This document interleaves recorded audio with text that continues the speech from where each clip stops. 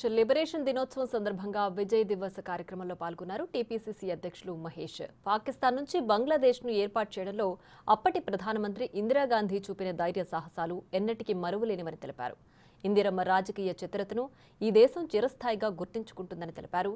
నెహ్రూ, ఇందిరా, రాజీవ్ గాంధీలు వారి జీవితాలను ఈ దేశానికి అంకితం చేశారని గుర్తు చేశారు.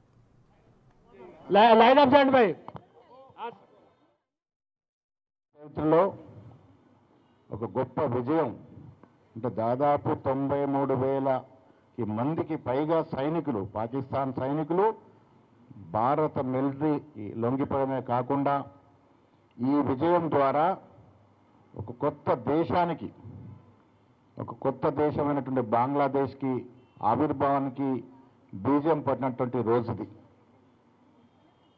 ఎయిర్ మార్షల్ మానేక్షా నేతృత్వంలో ఆనాడు ఉక్కు మహిళా ప్రధానమంత్రి శ్రీమతి ఇందిరాగాంధీ పర్యవేక్షణలో ఆవిడ ఇచ్చినటువంటి సూచనలతో ధైర్యానికి, సాహసానికి ప్రతీకగా ఉన్నటువంటి ప్రధానమంత్రి గారి యొక్క ఆదేశాలతో మానేక్షా గారి స్ట్రాటజిక్ ప్లానింగ్తో ఆనాడు పాకిస్తాన్పై భారతదేశం విజయం సాధించింది.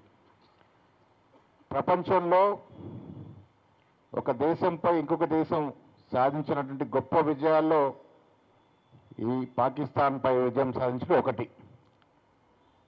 ఆ విజయం వల్ల ప్రపంచంలో ఒక కొత్త దేశానికి అంకురార్పణ బీజం పడింది. ఆ తర్వాత బంగ్లాదేశ్ అనే కొత్త దేశం ఇందిరాగాంధీ ప్రోద్బలంతో ఏర్పాటు